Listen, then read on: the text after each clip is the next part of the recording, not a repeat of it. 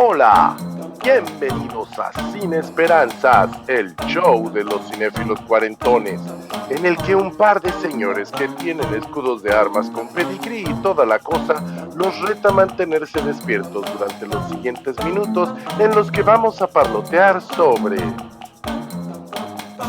Al servicio secreto de su majestad, de Peter R. Holt. Bienvenidos una vez más a Sin Esperanzas, el show de los cinéfilos cuarentones, en donde Paquito Rodríguez y un servidor, Fernando C. Fink, comentamos películas que nos han marcado a lo largo de nuestras vidas. El día de hoy vamos a hablar de una película que a mí en lo personal me ha marcado y que es de mis favoritas de la saga de 007. El agente James Bond, al servicio secreto de su majestad. Y justamente el día de hoy, continuando con nuestro ciclo de 007, vamos a hablar sobre una película que así se llama, Al servicio secreto de su majestad, On Her Majesty's Secret Service. Esta película es la sexta en la serie de 007. Se estrenó en 1969. Está basada en una novela homónima publicada en 1963 y es un caso muy especial.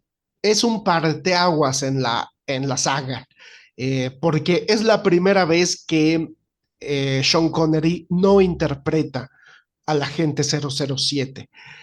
Ya platicamos sobre la película anterior, la quinta de la saga, Solo se vive dos veces, y en esta ocasión toca platicar de cómo llegó el nuevo actor a interpretar a 007. Se trata de un australiano llamado George Lazenby, que nunca había actuado. Él era modelo de comerciales, él era un modelo de publicidad en Australia. Le iba bien, ganaba bien, y un día lo que se dice es que Albert Broccoli, el socio de la saga de 007, el socio con Harry Saltzman de esta empresa Eon, la que produce la saga oficial de películas de 007.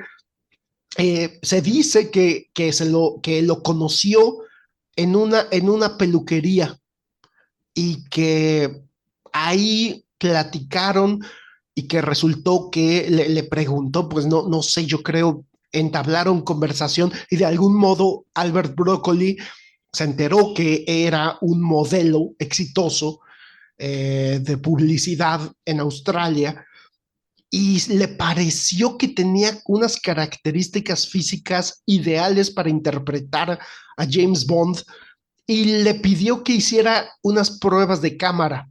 Lo disfrazaron, le sacaron fotos y dijeron, no, pues sí, sí, sí, luce como James Bond. Le hicieron una audición, al igual que le hicieron audición a decenas de actores. Y después de contemplar a decenas de actores, se decidieron por este modelo de publicidad australiano, eh, George Lazenby.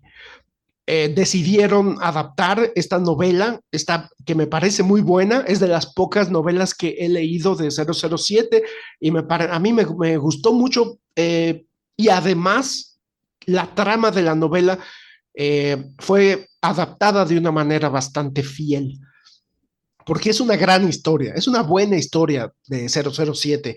Eh, Después ya les platicaré cómo fue que George Lazenby decidió no volver a interpretar a 007. Esta fue su única película, pero bueno, básicamente la película trata de una vez más, James Bond se enfrenta a Ernst Stavro Blofeld.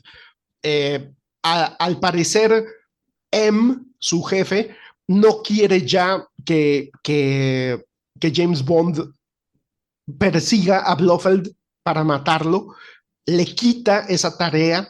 Entonces James Bond, en en uno de esos arranques de hacer las cosas él solito, sin el apoyo de MI6, que ya hoy en día ya se volvió muy común, pero muy común en la saga, que James Bond se lance a la aventura por su cuenta, conoce a un magnate empresario llamado Mark Ange Draco, quien le propone ayudarlo a encontrar o más bien le ofrece ayudarlo a encontrar a Ernst Stavro Blofeld a cambio de que Bond se case con su hija Tracy. Eh, Draco los presenta, Tracy se da cuenta de la trampa, se enoja. Sin embargo, la belleza de Tracy resulta impactante para Bond. Y el carisma de Bond termina por convencer a Tracy y se enamoran. Se enamoran. Eh, Después, finalmente, Bond encuentra la manera de infiltrarse en una clínica que tiene Blofeld en Suiza. Se logra infiltrar porque Blofeld está tratando de conseguir un título nobiliario a través del colegio de armas. Entonces Bond se hace pasar por un genealogista llamado Sir Hilary Bray. Se hace pasar por este genealogista, se infiltra en una clínica que tiene Blofeld supuestamente para el tratamiento de alergias de mujeres, pero en realidad lo que está haciendo Blofeld es infectar a estas mujeres, las está volviendo armas bacteriológicas humanas y les está lavando el cerebro para que salgan al mundo y contaminen el mundo y prácticamente acaben con la humanidad. Sin embargo, Blofeld no tiene realmente pensado llevar a cabo este plan tan macabro. Lo que él pretende hacer es eh, eh, extorsionar a los gobiernos del mundo para que le den una cantidad estratosférica de dinero a cambio de no acabar con la humanidad a través de estas mujeres que son armas bacteriológicas. Entonces Bond se infiltra en esta clínica. Después viene una secuencia de acción magnífica en la que Tracy lo rescata de esta clínica. Tienen un periodo en el que se enamoran, pero después, al final de cuentas, Bond sí regresa para atacar esta clínica de Blofeld. Eh, los gobiernos del mundo están dispuestos a pagarle a Blofeld el dinero. Sin embargo, este empresario, el papá de Tracy, la novia de Bond, Draco, tiene helicópteros y tiene fuerzas armadas, digamos, porque pues es un criminal de cuello blanco, y atacan esta base de Blofeld, esta clínica donde manipulan a estas mujeres, donde las infectan y les lavan el cerebro, destruyen la clínica y de ahí viene una secuencia magnífica de acción, de persecución en unos trineos que ya es clásica, ya es una secuencia clásica en la nieve, en la que Blofeld escapa, termina vivo y Bond también termina vivo. Entonces Bond se casa con Tracy, renuncia al servicio secreto de su majestad, pero Blofeld junto con su socia Irma Bond, un gran personaje, por cierto, eh, balacean el auto en el que ya se iban a su luna de miel, en el que ya se iban a partir de la fiesta, de la boda de James Bond con Tracy, en la que ya estaba renunciando a su vida de espionaje. Pero Blofeld personalmente, junto con su socia Irma Bond, eh, balacean el auto de Bond y se muere Tracy. La matan. Y ahí termina la película con Bond llorando en el cadáver con el cadáver de su mujer en el auto el día de su boda. Entonces voy a dejar los comentarios, otros, digamos, los datos técnicos y demás, y comentarios de tipo más cinematográfico para mi segunda participación, pero ahorita es momento de pasarle el micrófono a mi compañero y amigo y hermano Paquito Rodríguez para que nos diga qué le parece On Her Majesty's Secret Service. ¿Tú cómo viviste la película, Paquito? Hola Fernando, pues fíjate que ya estamos bien avanzados en esta saga de películas del 007. Dejamos atrás a Sean Connery, aunque va a regresar en la próxima película, y llega el primer actor después de Connery en interpretar en el cine al 007, y es probablemente entre algunos fans el más popular y para otros como yo era el menos conocido. Yo prácticamente no sabía quién era George Lazenby y vi esta película apenas en esta ocasión, que como ya saben ustedes he estado retrasando los pasos y viendo todas las películas del 007 y esta no la había visto. Yo sé que para muchos es la mejor película del 007 y se me hacía interesante pues saber por qué. Lo que sí puedo decir es que me di cuenta desde que empezó que era una película muy diferente a la de cualquier otro 007, incluyendo los nuevos. De hecho, hay una secuencia de pelea al puro principio de la película que juraría se sacaron de una película de Godard. Y no estoy diciendo que la película tenga los valores cinematográficos del cine de Godard, pero está hecha como con ese estilo tan, pues tan extraño y a la vez tan interesante que tenía Godard de hacer las películas de género. A Godard le gustaba mucho abordar el cine de género y cambiarle la perspectiva para que fuera diferente. Y yo me acordaba mucho de películas como Alphaville o como Soldado de Juguete, que tienen secuencias de pelea y que son, a través del montaje se ven diferentes. Y yo sentía eso y me acuerdo que le decía a Fernando, oye, es que esta primera parte parece una película de Godard, que a veces raya en el surrealismo, y a veces es como cualquier otra película del 007. Entonces estaba bien interesante esto. A mí me parece que a pesar de que George Lazenby era modelo, es quizá el menos guapo de los 007, al menos a mí me parece que es el menos atractivo, pero tiene algo que lo distingue de los demás y es que no es tan macho o su atractivo no es tan masculino, tiene un atractivo un poco más, un poco, no mucho, pero un poco más andrógino que el de todos los otros James Bond. El único que estaría cerca de esto, que tendría también un atractivo así, para mí, claro, es Timothy Dalton, que también tenía rasgos más suaves, o incluso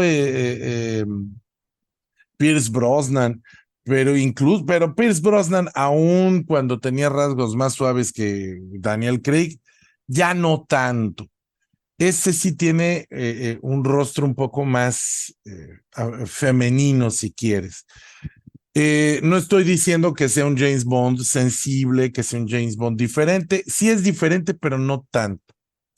Y sí desde un principio quisieron vendernos a este nuevo James Bond y decirnos ya no es Sean Connery, vamos a ir por otra línea. Por eso es que es la película en la que James Bond se casa, por eso es la película en la que él pues al principio de la película lo dice, él voltea la cámara y dice, esto no le pasaba al otro, ¿Y qué es? Pues que salvó a la chica de los malos y la chica se le escapa y se le va. Y efectivamente es un James Bond al que se le va la chica.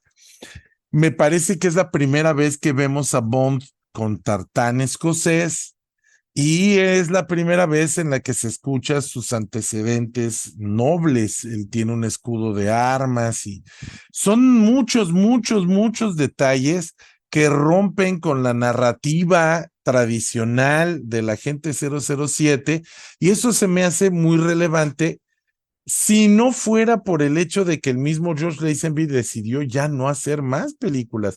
Lo tenían contratado por 7 películas. Y él dijo, no, yo ya hasta aquí llegué. Yo no quiero hacer nada más películas del 007. Gracias por invitarme, pero ahí muere. Y esa es la razón por la que volverá Sean Connery a hacerla por lo menos una vez más. De hecho, vuelve después, pero es una película no canónica, es un remake de Thunderbolt. Esa película no la consideramos en esta saga, aunque sí sea una película del 007 y aunque sí sea Sean Connery. Pero bueno, nos dejó a todos con un palmo de narices. En esta película volvemos a ver a Blofeld y una vez más se justifican los cambios hablando de cirugías plásticas y se me hace bien interesante que pues la película trata de darle cierta continuidad cuando al mismo tiempo trata de alejarse de Sean Connery. O sea, al mismo tiempo que nos está diciendo, no es el mismo 007, es una franquicia, no te preocupes, al mismo tiempo está borrando a Sean Connery. No, mire, este es diferente, este hace otras cosas, en fin, ¿no? Se me hace bien curioso este fenómeno. Y Blofeld siempre va a estar así, cada película va a cambiar de actor, como que los actores no tenían mucho interés también en repetir, y siempre van a encontrar un pretexto para que el Blofeld sea diferente. En esta ocasión, volvemos al mismo plan de siempre, dominar al mundo, son terroristas con la misma línea, no tienen una pues no es que más bien no son ni terroristas, son criminales así simplemente porque no tienen ni siquiera una ideología que respalde pues sus planes. Y me parece también sumamente relevante mencionar, como ha hecho en todas las películas, creo que a partir de la tercera, a partir de Goldfinger, que he hablado de los gadgets de Bond, y uno de los que sacan en esta película es la pelusa radioactiva, que es un sistema de localización, es una pelusa radioactiva que te va a permitir rastrear a una persona. Hay algunos elementos que repiten, por ejemplo, el rifle plegable AR-10 que se utilizó Desde Rusia con Amor y que aquí vuelve a aparecer en una secuencia previa a los créditos. El Aston Martin DBS, que es pues el vehículo clásico del 007, sale al principio de la película. En esta ocasión va a cambiar más adelante y ahora va a utilizar un Puma convertible color rojo. Entonces esta vez hubo un cambio en el vehículo del Bond y esta vez este vehículo rojo es el que va a utilizar en una escena de persecución de carreras por ahí del final de la película. Después aparece una fotocopiadora portátil para duplicar los documentos y se me hace bien divertido porque son cosas que ya hacemos con el teléfono y que en esa época pues era solamente un agente secreto podía tener una fotocopiadora portátil. Hay que pensar que la fotocopiadora era un invento nuevo en los 70s. Estamos en el 69, que es esta película, estamos hablando de un aparato que era muy moderno y ellos pues sacan su fotocopiadora portátil. Hay un dispositivo, bueno, sí, yo no sé si clasifica como gadget, pero Bond agarra una regla y un borrador y crea un sistema que le permite abrir las puertas de la base de operaciones de Blofeld, que lo tiene encerrado y que es un dispositivo electrónico que no permite abrir las puertas. Y con la goma y la regla, él provoca un corto que le permite abrir estas puertas. Blofeld, el villano, crea un reproductor de cintas hipnóticas, son una serie de cassettes. Sus víctimas son estas mujeres a las que va a convertir en ángeles de la muerte en esta base secreta, y pues son cintas de hipnosis que me recuerdan a estos dispositivos que nos vendían, bueno, estos cassettes que nos vendían en los 90 para bajar de peso y para dejar de fumar, en la época en la que se creía en la hipnosis. Y Blofeld también hace una serie de regalos a sus chicas, a sus ángeles de la muerte, y estos regalos van a ser en realidad dispositivos de transmisión que van a utilizar involuntariamente para ayudar a Blofeld con su plan para conquistar el mundo. Esta película tiene gadgets más realistas. Esta vez son dispositivos un poco más cercanos a la realidad. Recuerden que en las películas anteriores pues hablábamos de que cada película de James Bond tenía que subir la escala, tenía que inventar aparatos más exóticos, más imposibles.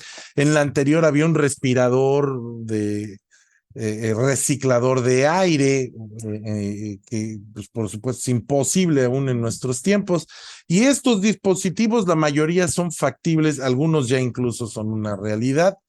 Y bueno, yo creo que todo eso es digno de llamar la atención, aunque lo más importante de la película es el cambio de actor, por supuesto, y el cambio de tono, ¿no?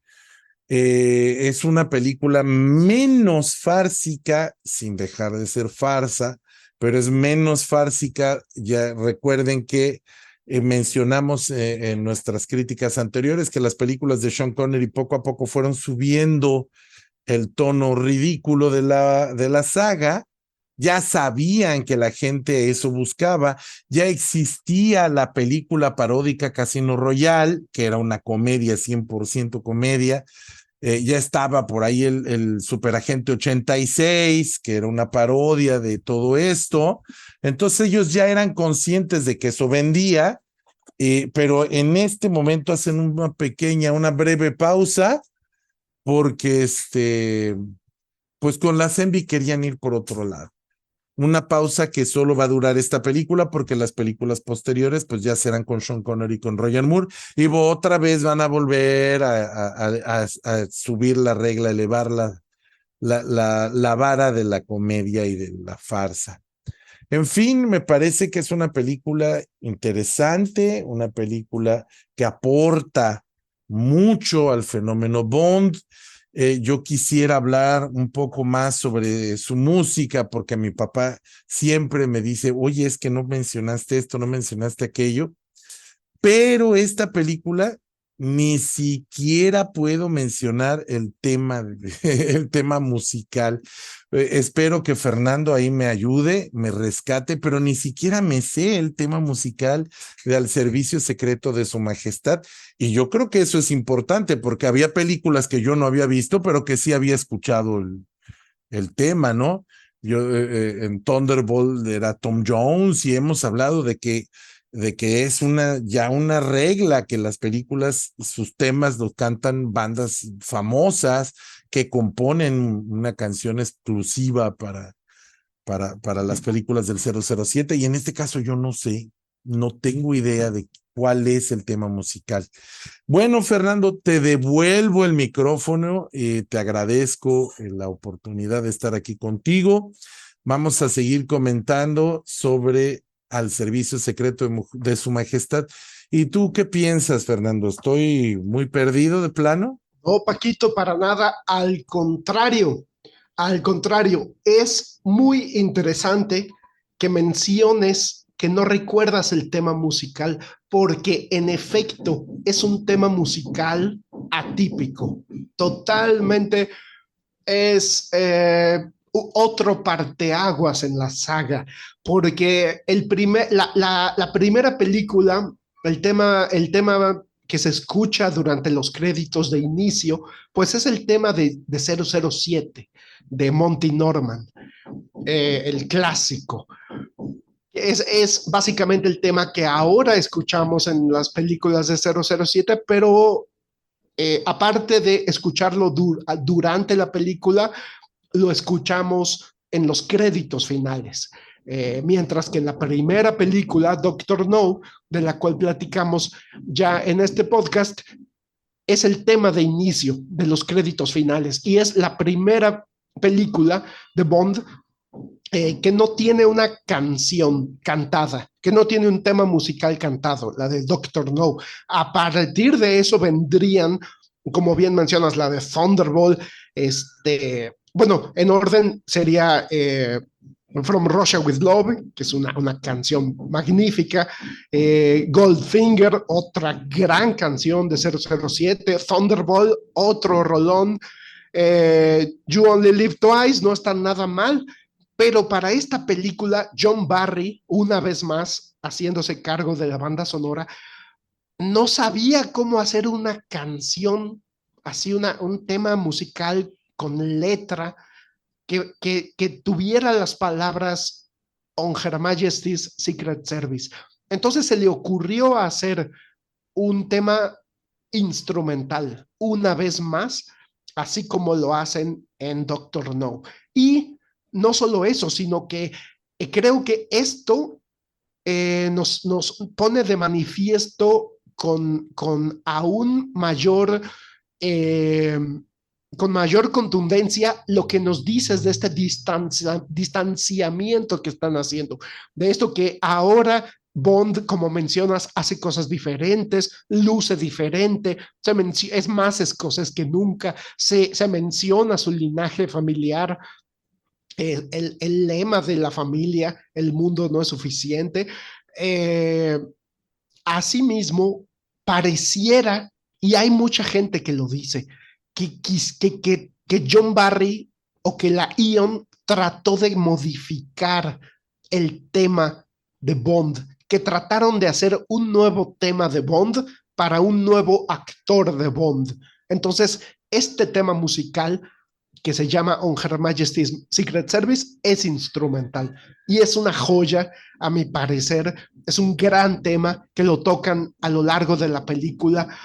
Sin embargo, la película sí tiene una canción cantada que es también compuesta por John Barry, que se llama We Have All the Time in the World, cantada ni más ni menos que por Louis Armstrong. Y esta canción se escucha en una secuencia en la que Bond y Tracy pasean y se enamoran. Y esta canción fue utilizada en la última película de Daniel Craig como 007. Al mero final de No Time to Die, escuchamos este tema cantado por Louis Armstrong, We Have All the Time in the World. Pero el tema de los créditos de inicio es On Her Majesty's Secret Service y es como si fuera un nuevo tema de 007. Afortunadamente no se logró que este tema musical, magnífico como es, pero no se logró que sustituyera al clásico tema de Monty Norman, que es ineludible y es la música que define a 007. La película está dirigida por Peter Hunt, el editor de películas anteriores de 007, que ya había dirigido Segunda Unidad, pero a mi parecer hace un trabajo espléndido, sobre todo en las secuencias de acción. Él como editor ya sabe, ¿no? ¿Qué voy a mostrar? ¿Cuándo lo voy a mostrar? ¿Cuánto va a durar? Entonces hace un trabajo espléndido de dirección, a mi parecer. La película es larga, dura 142 minutos, 1 hora con 22 minutos. con créditos incluidos. Es una película especialmente larga de 007, costó $7 millones, no recaudó ni de chiste como la película anterior, You Only Live Twice, que fue en su momento fue la película más taquillera de 007 y permaneció con ese estatus a lo largo de décadas. Pero la película fue un éxito en taquilla, recaudó $80 millones en todo el mundo, pero You Only Live Twice había recaudado cerca de 150 millones, entonces, o más de 150 me parece. Entonces, fue un bajón en taquilla, pero la película de todas maneras fue un negociazo. Sin embargo, George Lazenby sintió que él estaba para cosas más grandes, se metió a estudiar actuación, decidió que el papel de 007 era poca cosa, a pesar del dinero que podía ganar y a pesar de que ya tenía contrato para 7 películas, es decir, Albert Broccoli y Harry Saltzman le tuvieron tanta fe que le ofrecieron un contrato de 7 películas y él terminó rompiendo el contrato, es decir, incumpliendo el contrato y se fue de actor de películas. Primero estuvo en una película de terror en Italia, luego se fue a Hong Kong. Se suponía que iba a salir en la última película de Bruce Lee, el Juego de la Muerte, pero justo un día antes de que se conocieran George Lazenby y Bruce Lee, fue el día en que falleció este actor hongkonés. Entonces, de todas maneras, George Lazenby se quedó en Hong Kong, hizo varias películas de artes marciales y de ahí su carrera desapareció. Y después interpretó de manera paródica a 007 en diferentes películas de comedia. Y hasta ahí quedó. Incomprensible para todos los que lo rodeaban, incluso para sus padres. Fue la sorpresa o sea, fue un suceso inédito y que además no se ha vuelto a dar. Bueno, más o menos se dio pero no de manera tan radical ni tan sorprendente con Timothy Dalton, que después de 2 películas tuvo que esperar los 6 años de pausa por el pleito legal y cuando finalmente ya pudieron comenzar a desarrollar una tercera película con Timothy Dalton, él ya no se sentía en edad para interpretar el papel, ya no sentía que el público lo iba a aceptar como lo habían aceptado 6 años antes y 8 años antes. Entonces, Timothy Dalton tomó la decisión de ya no interpretar a 007, pero ahí estamos hablando de otras circunstancias totalmente diferentes. Aquí la película, si bien no fue un gran éxito, pero fue un éxito y el público aceptó a George Lazenby y él les hizo el fuchi. Entonces, pues esta película queda como un verdadero hito en la historia de 007. Por un lado, porque muchos la consideran la mejor, por un lado, porque es la única vez que George Lazenby interpreta a Bond, y por otro lado, porque Sean Connery, como bien nos menciona Paquito, regresó una vez más después de On Her Majesty's Secret Service, después de no haber interpretado a Bond en On Her Majesty's Secret Service, regresó para otra película, Diamonds Are Forever. Pero bueno, le devuelvo el micrófono a Paquito. ¿Tienes comentarios finales que hacernos? Por supuesto, y aquí tengo de invitado a mi hijo Mario. No sé si el filtro de ruido vaya a ser suficiente, pero esos gritos que oyen son de Mario. Algún día crecerá y será fan del 007, espero yo. Pues fíjate que pues, me parece muy interesante esta historia de Lazenby. y de ser el actor que interpretó menos veces a James Bond en el cine. Bueno, porque pues hay otros actores en la saga que están fuera de la saga, como en Casino Royale, que pues esos no cuentan, porque no son películas formales del 007, son parodias. Y está la película de Casino Royale de televisión, que esa tampoco cuenta, porque pues no es el James Bond del cine, es más ser un James Bond gringo, creo, la versión de este programa de televisión. Se me hace muy, muy atípica y creo que solo por eso ya merece que se le ponga atención, porque la película es atípica.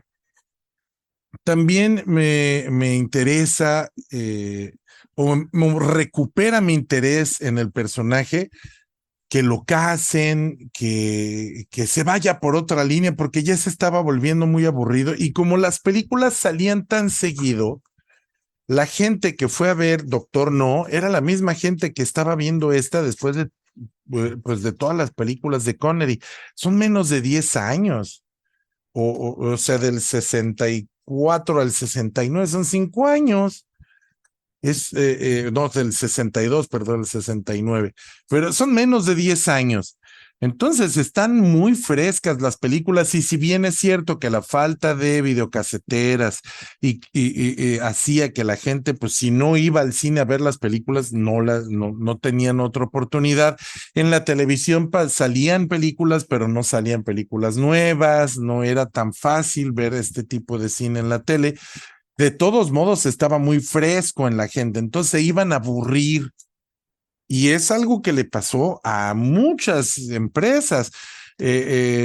Cuando platicamos, no sé si ya hicimos un programa sobre la guerra de el planeta de los simios, pues ese es un detalle muy, muy importante que la saga fue avejentándose muy rápido y fue cansando al público muy rápido. Y de la última película de los simios a los remakes más recientes hay décadas en medio. Entonces, para no correr ese riesgo, empezaron a experimentar, empezaron a tratar de hacer otra cosa. Y esto sí hace un efecto en cadena, un efecto dominó, porque las siguientes películas, incluyendo las de Roger Moore, o cuando vemos, por ejemplo, a Timothy Dalton, la muerte, el asesinato de la esposa de Bond es algo, es un referente importante, porque ahora Bond no es que no crea en el amor, sino que amó y perdió en el juego del amor. Y eso es algo que va a seguir resonando. Es más, me parece que con Licencia para Matar lo mencionan y le dicen, oye, ¿y por qué no te casas? Y él se queda callado y alguien dice, es que sí se casó, pero se murió su esposa. Algo así, me acuerdo.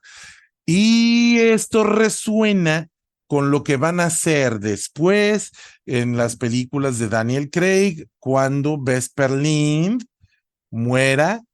Estas películas ya las abordamos en programas anteriores, estas no van a aparecer en esta recapitulación del James Bond, pero cuando Vesper Lynd muere, es este personaje, es esta resonancia dramática de la muerte de la esposa de Bond, y es algo que va a tener efecto en el futuro del personaje.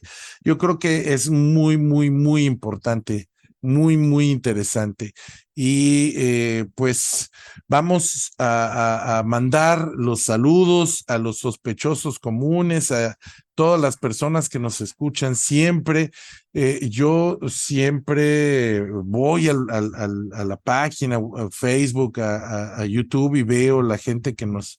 Bueno, en YouTube es más difícil porque si no pones un comentario, pues no tengo manera de saber quién nos vio. En Facebook sí. Pero pues he notado que hay personas que vuelven y muchas veces se me olvidan sus nombres y si no he mencionado tu nombre aquí, ponme un mensajito en Facebook, en YouTube y te mandaremos saludos porque yo quisiera que hubiera más interacción con ustedes. Hay personas que nos han oído todos nuestros programas y que de repente pues no comentan. A lo mejor no estás de acuerdo, a lo mejor no te gusta y yo pienso que se vale y me gustaría que me lo dijeras. Por ejemplo, en Flash, Abraham dijo que a él no le había gustado y él dio sus argumentos y a mí me gusta que exista ese tipo de conversación porque no se trata de convencer a nadie, se trata de platicar, porque esto es un programa de amor por el cine, no es un programa de profesionales que te van a decir qué es lo que tienes que ver y que te van a decir qué clase de persona eres, si te gustó o no te gustó la película. A mí ese tipo de críticas ni me gustan, ni lo sigo, ni lo fomento. Entonces le devuelvo el micrófono a Fernando, le agradezco mucho su tiempo. Le mandamos un saludo aquí a mi invitado especial, a Mario, que la mayor parte del programa estuvo tranquilito y a quien siempre le vamos a dedicar el programa. Y por supuesto, Carolina, nuestra productora ejecutiva, quien en este momento está haciendo la comida, nada más para que yo pueda estar aquí grabando con ustedes el programa. La reconocemos y le agradecemos mucho. Te devuelvo el micrófono, Fernando, gracias por escucharme. Muchas gracias, Paquito. Pues yo solo quisiera concluir confirmando que la primera interpretación de Bond en esa adaptación televisiva de Casino Royale fue interpretado Bond por un estadounidense y el personaje era estadounidense. Hasta le decían Jimmy Bond. Es más, el actor después después interpretaría al gerente del hotel Overlook en la película de The Shining de Stanley Kubrick. Eso lo dejo ahí como un dato de trivia. Y bueno, no me queda más que también agradecerle a nuestra productora ejecutiva, mandarle un gran saludo, un gran abrazo a Carolina González por brindarnos este tiempo, permitirnos tomar este tiempo para hacer el programa y por supuesto un agradecimiento a Paquito por tomarse el tiempo para grabar este programa y un saludo a su hijo Mario Humberto, por supuesto. Muchas gracias a todos los que nos escucharon y también muchas gracias a los que han comentado, a los que han externado su opinión. En verdad lo valoramos, como dice Paquito, nos daría mucho gusto escuchar o leer si están de acuerdo con nosotros o incluso si no están de acuerdo con nosotros, sería muy valioso para nosotros, es muy valioso para nosotros poder leerlos a ustedes. Yo soy Fernando C. Fink, me despido y nos vemos a la próxima.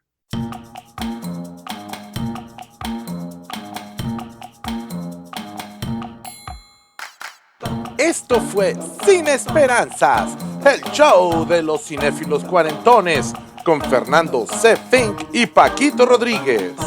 Puedes escucharnos en nuestra página de Facebook, nuestro canal de YouTube y ahora también en Spotify.